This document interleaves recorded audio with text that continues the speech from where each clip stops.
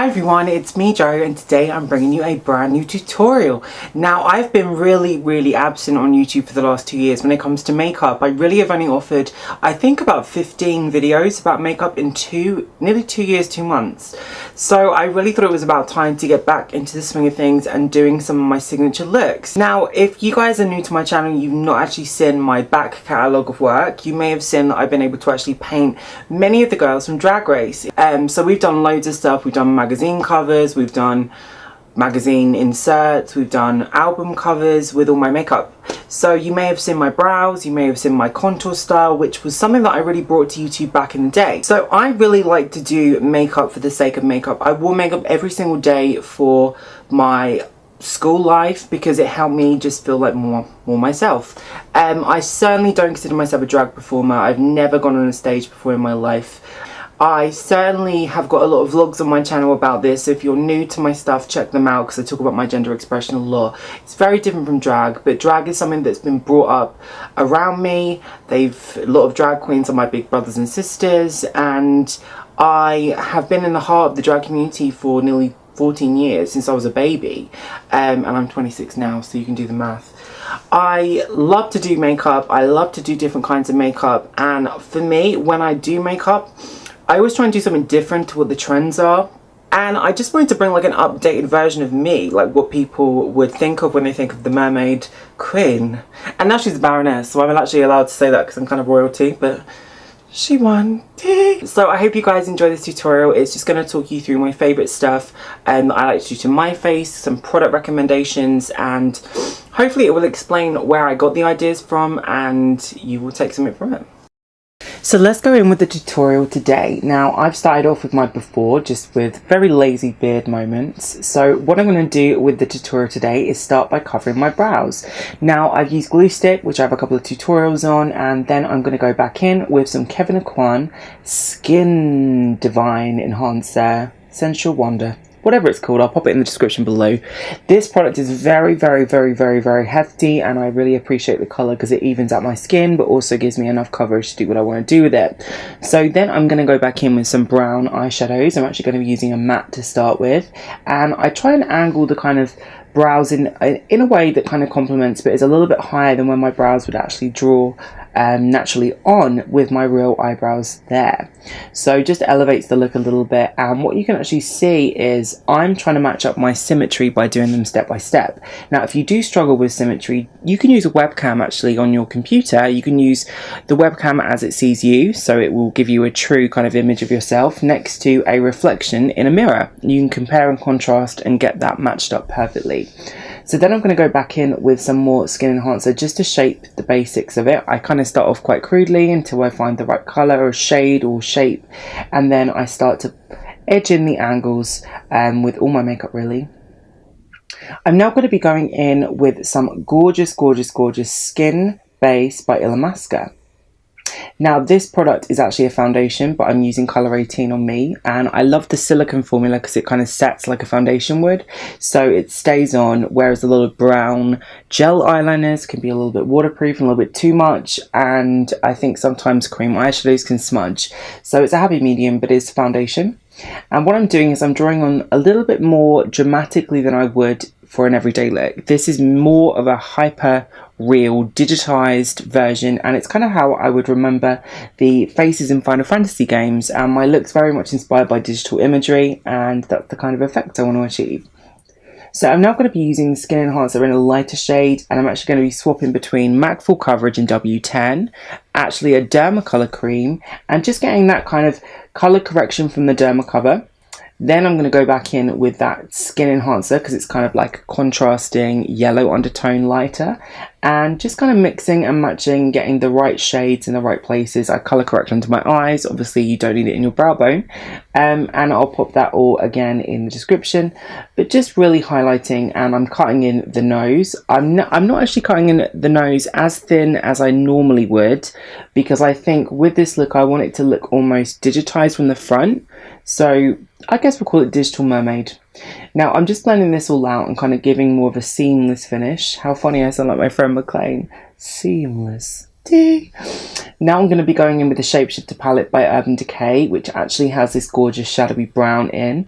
Now I'm actually quite a fan of this cream product because it doesn't grip like a lot of concealers tend to do. It actually starts to look invisible.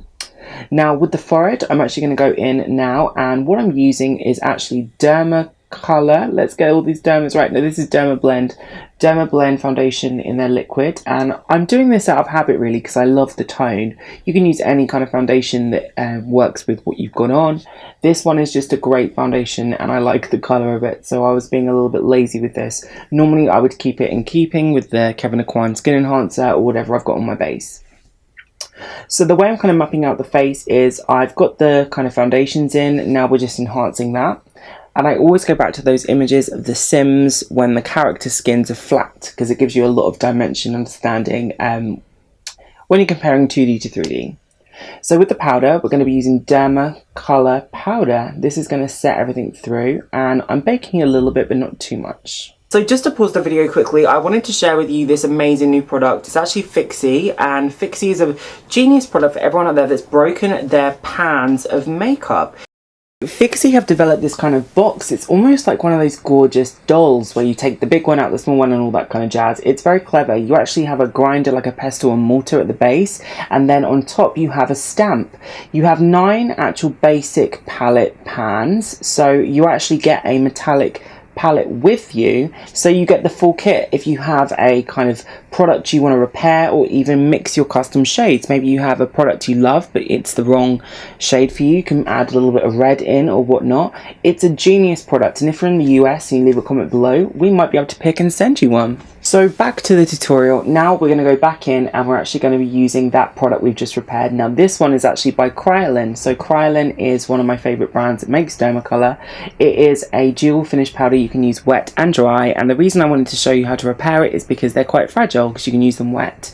So I'm really now concentrating on the definition of the baking. So I'm using that powder and I'm really sculpting out the highlights, the edging of the nose, and as you can see, it's starting to look a little bit more airbrushed, kind of unrealistic but amazing kind of effect, if you will. It kind of gives a 3-dimensional face effect, which I love.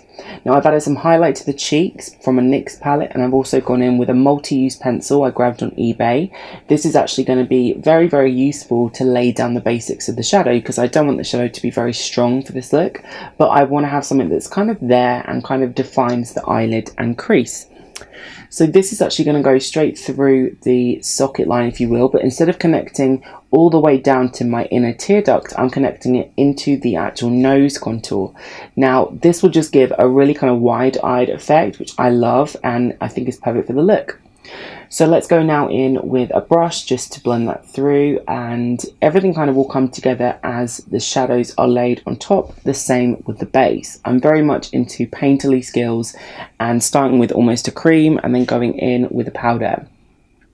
Now if you wanted to achieve more of a dramatic eye, you can go off and build this into a colour. You can add some glitter to the actual lid. I just really don't love to do that with my looks. I think I put a lot of effort more so in the base and to really sculpt the features out than I do my eyes. I really like to exaggerate my eye colour by using contrasting shades in oranges and browns, because I feel like it's more like a jewel effect to the face, whereas when you do a colourful eyeshadow look, people look at the eyeshadow before your eye colour. So it just depends on what look I'm kind of going for, and I've got a lot more coming for you guys if you are interested in more dramatic eye looks. But I'm just actually cutting back in with that same Fix powder that I made with my gorgeous Fixy kit, and that's just going to cut in the eyelid and brighten the area up just to finish everything off cleanly.